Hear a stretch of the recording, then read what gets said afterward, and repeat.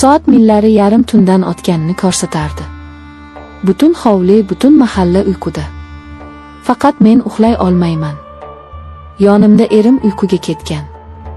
Uning nafasi xonani allaqachon menga begona bo'lib ulgurgan sukunatini buzardi. Biz birga edik. Lekin oramizda yillar, aytilmagan sozlar va sonib borayotgan hislar bor edi. Uning uchun men shunchaki uy bekasi, farzandlarning onasi edim. U meni ko'rmasdi, eshitmasdi. Biz qachon bunday bo'lib qoldik? Qachon bir-birimizga shunchaki odatga aylandik? Bilmayman. Balki orzularimizning ushalmagani, balki hayotning qiyin sinovlari bizni bir-birimizdan uzoqlashtirgandir.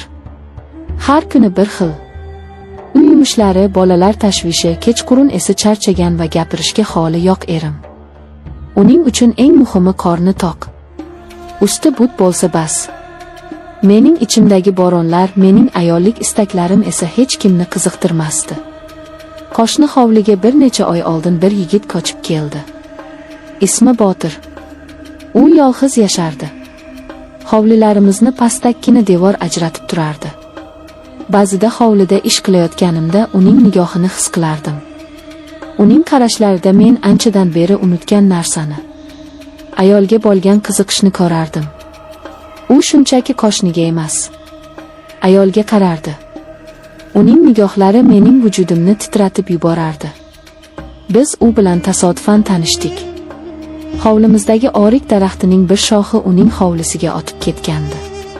Men pishib tikilgan oriklarni terayotganimda bir nechta orik uning hovlisiga tushdi.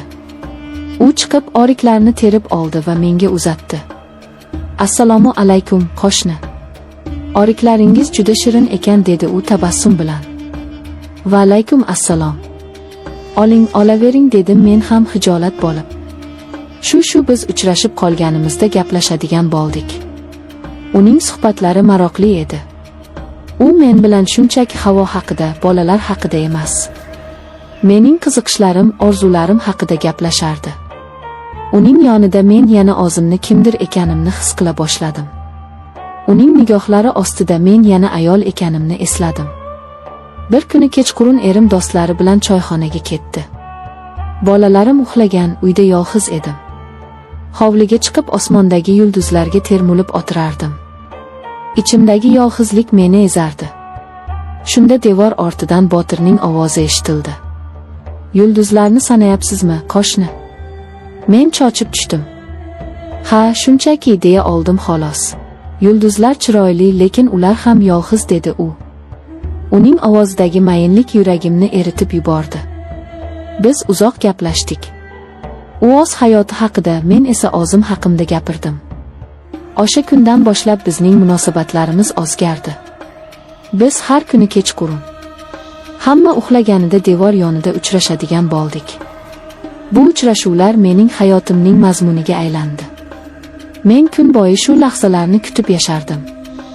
Uning ovozini eshitish, uning nigohini his qilish men uchun baxt edi. Erim esa hech narsani sezmasdi.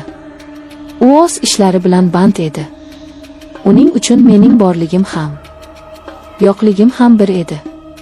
Men esa har kuni gunohga botayotganimni bilsam ham, bu uchrashuvlardan voz kecha olmasdim. Chunki faqat Botirning yonida men o'zimni tirik his qilardim. Bugun ham shunday tunlardan biri. Erim yonimda uxlab yotardi. Men esa asta o'rnimdan turib hovliga chiqdim.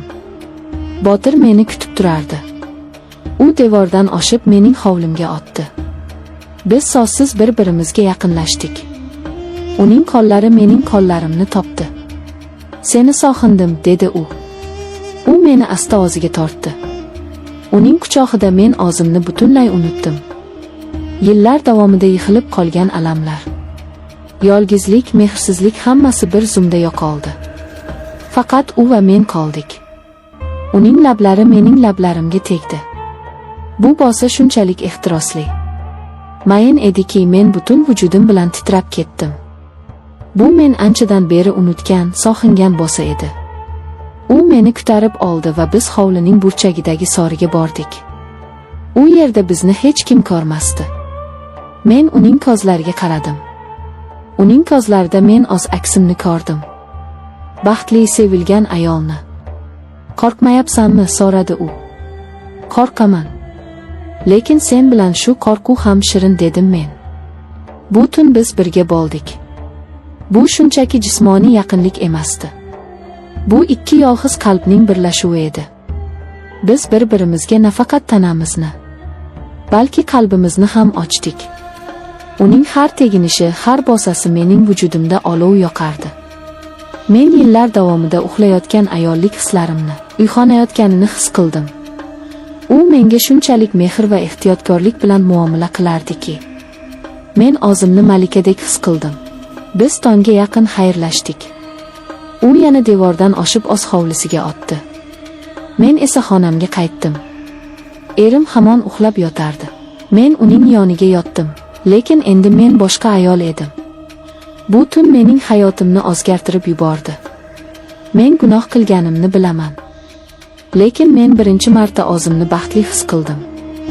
Bu bir kechalik baxt uchun nimalardan voz kechishim kerakligini hali bilmayman.